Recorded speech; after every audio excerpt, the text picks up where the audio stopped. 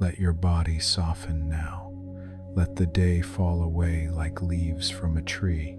Let your breath slow and deepen. Tonight, I'm going to tell you stories, old stories, stories that have been told for thousands of years, passed down from grandmother to grandchild, from teacher to student, from one generation to the next.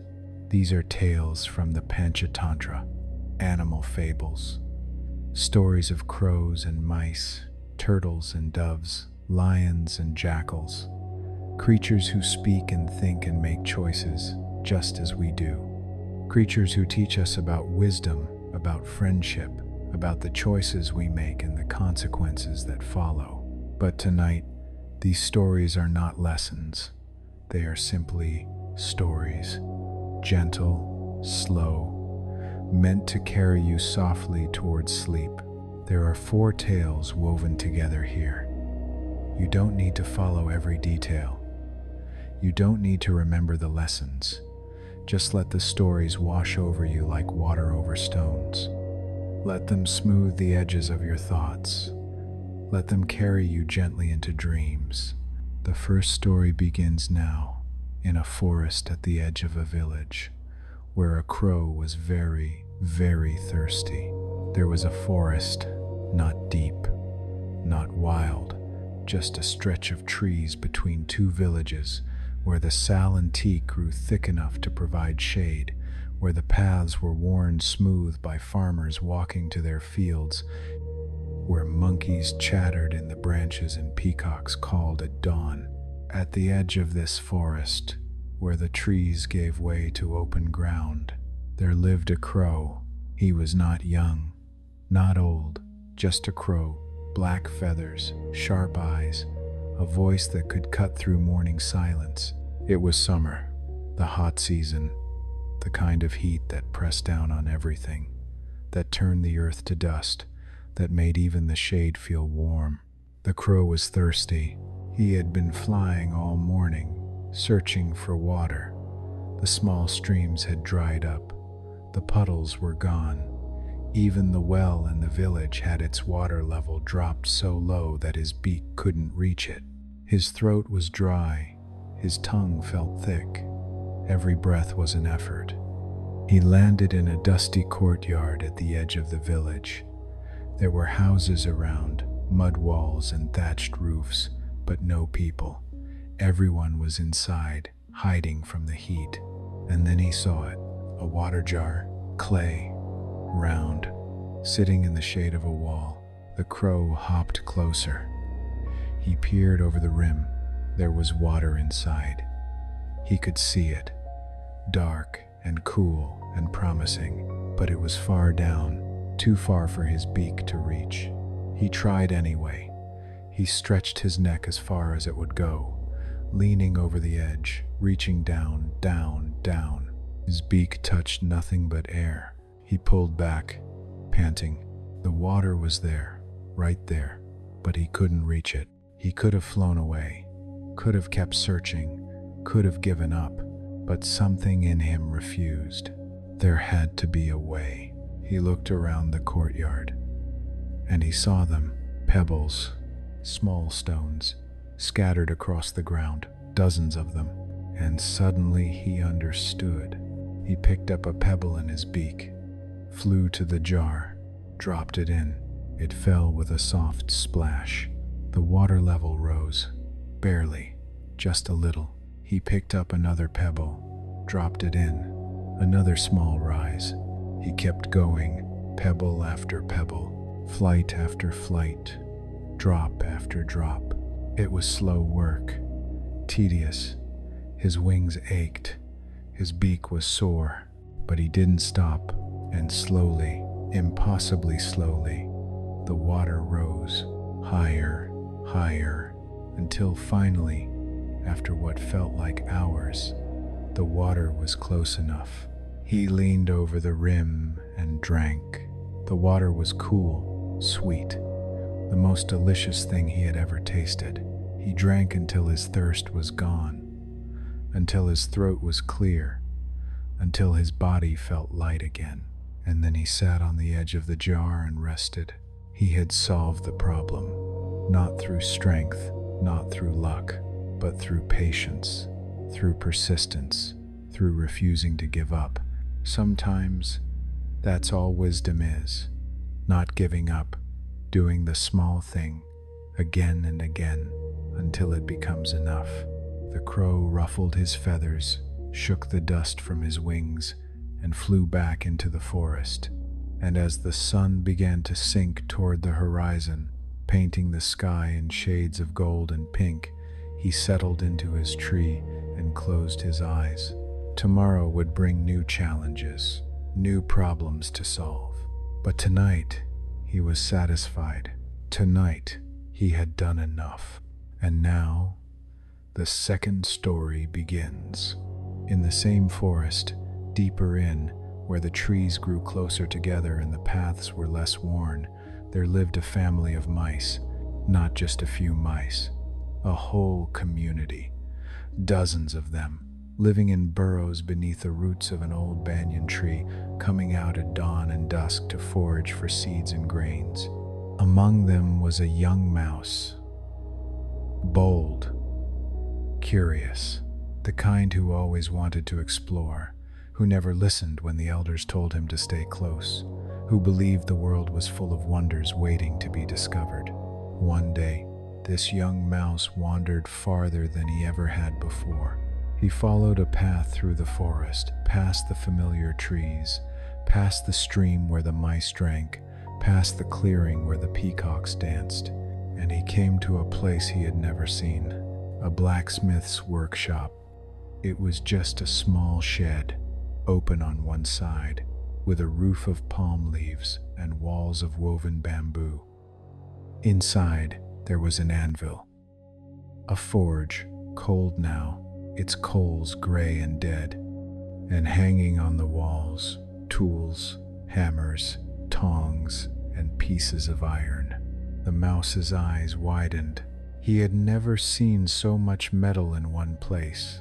It gleamed dully in the light, heavy, solid, fascinating. He crept closer, and then he saw something that made his whiskers twitch with excitement.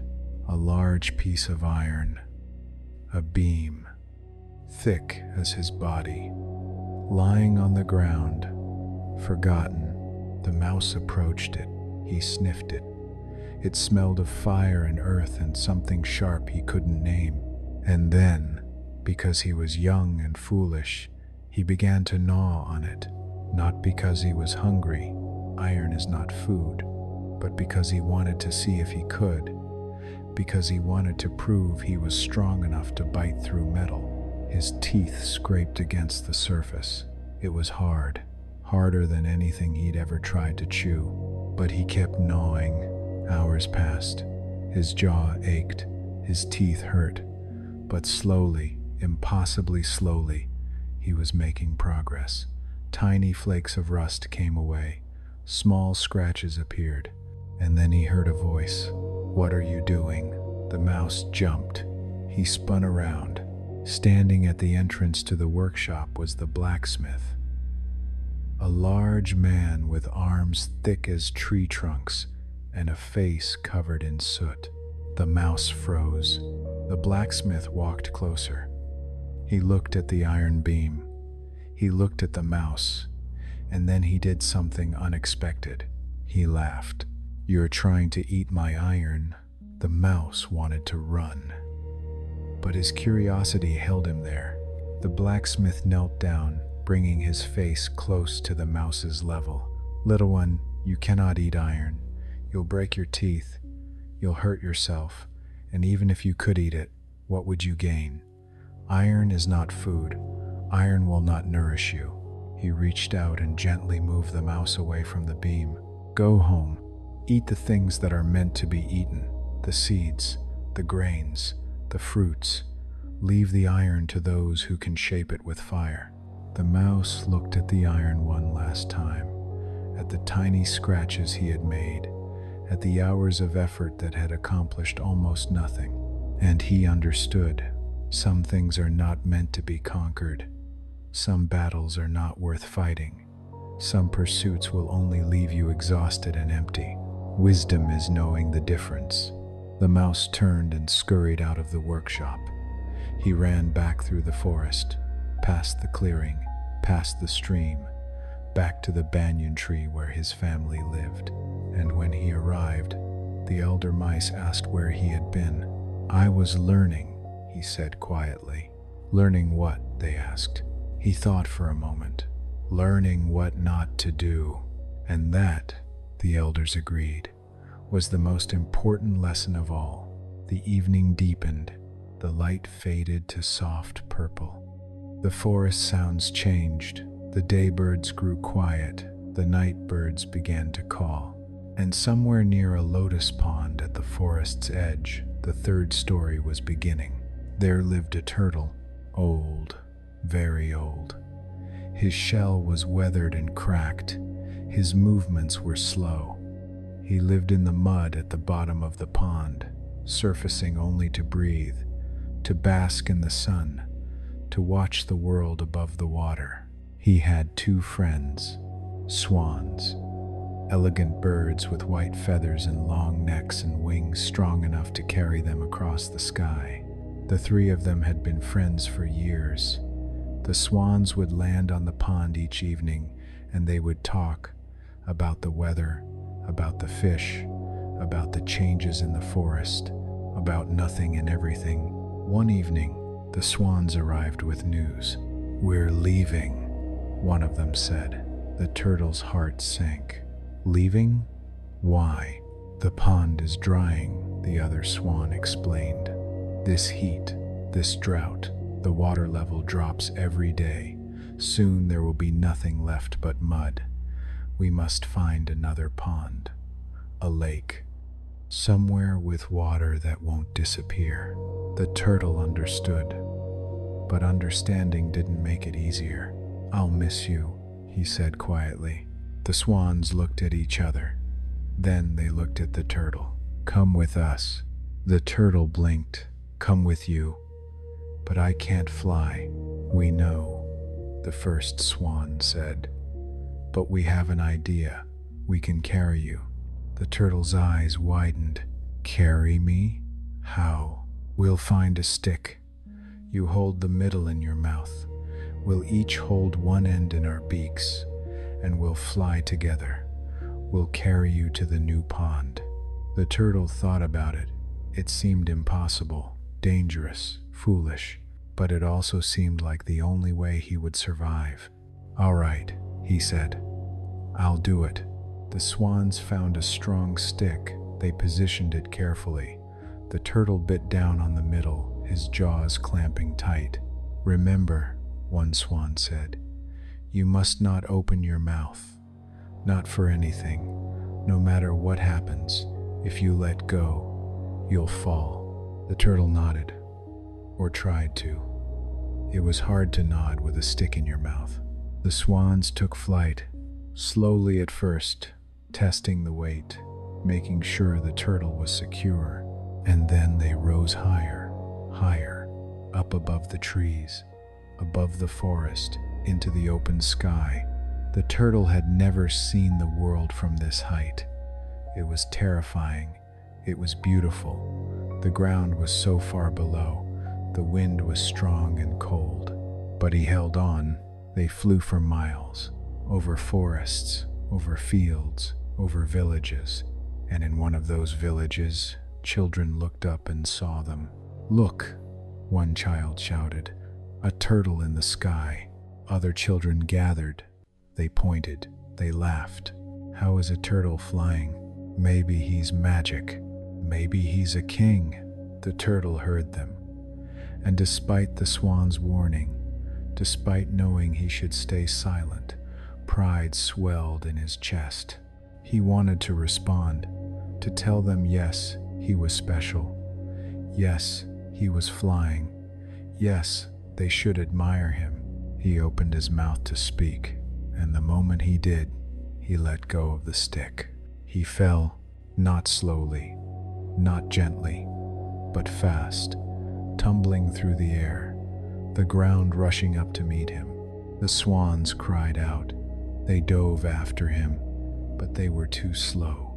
The turtle hit the ground, not on soft earth, not on grass, but on hard clay in the center of the village square.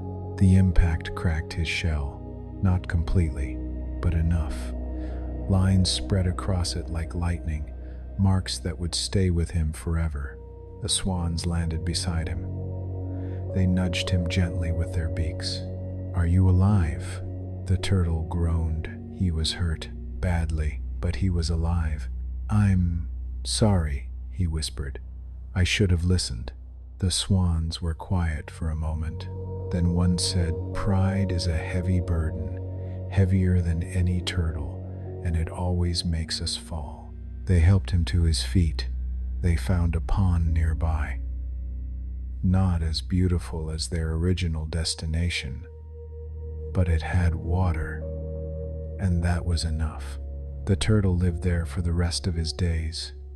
His shell never fully healed. The cracks remained, a permanent reminder, but he never forgot the lesson. Silence is sometimes the greatest strength, and knowing when to stay quiet can save your life. The night had fully arrived now. The stars appeared, one by one. The moon rose, pale and round. The forest settled into its nocturnal rhythm. And in a clearing near the heart of the forest, the fourth and final story was unfolding. There was a flock of doves, beautiful birds, gray and white, their feathers soft as silk. They lived together, moving as one, flying in perfect formation, landing together, feeding together, surviving together. One day, they came upon a clearing where grain had been scattered on the ground. Rice, wheat, more than they could eat in a week. It seemed like a gift, like a blessing. The doves landed. They began to eat, pecking at the grain, cooing with satisfaction. But this was not a gift. It was a trap. Hidden beneath the grain was a net, woven tight, invisible until it was too late. The moment the doves settled, the net sprang up around them. It tangled their wings, trapped their feet. They couldn't fly, couldn't escape. They panicked, they struggled, each dove pulling in a different direction, trying to break free. But the net was strong, and their individual efforts only made the tangle worse. A hunter appeared from the trees. He smiled. He had caught them. But then, one dove, the eldest, called out, "Stop! Stop struggling." The others paused, panting, frightened. "Listen to me," the elder dove said. "We cannot escape alone, but together we might." "How?" another dove asked. "We all fly up at the same time, in the same direction. Together we can lift the net. Together we can carry it away." The doves looked at each other. It seemed impossible. The net was heavy. They were small, but they had no other choice. "On my count," the elder said. "1, 2, 3, fly." They beat their wings, all of them, together, straining against the weight of the net. At first, nothing happened, but they didn't stop. They kept beating, kept trying, and slowly, impossibly, the net began to lift. It rose from the ground, inch by inch. The doves, flying together, carrying it, their wings moving in perfect sync. The hunter ran after them, shouting, but he couldn't reach them. They were already too high. The doves flew together, carrying the net, until they reached the burrow of a friend, a mouse who lived at the edge of the forest. "Please," the elder dove called, "help us." The mouse appeared. He saw the net. He understood immediately. He began to gnaw, his teeth sharp and quick.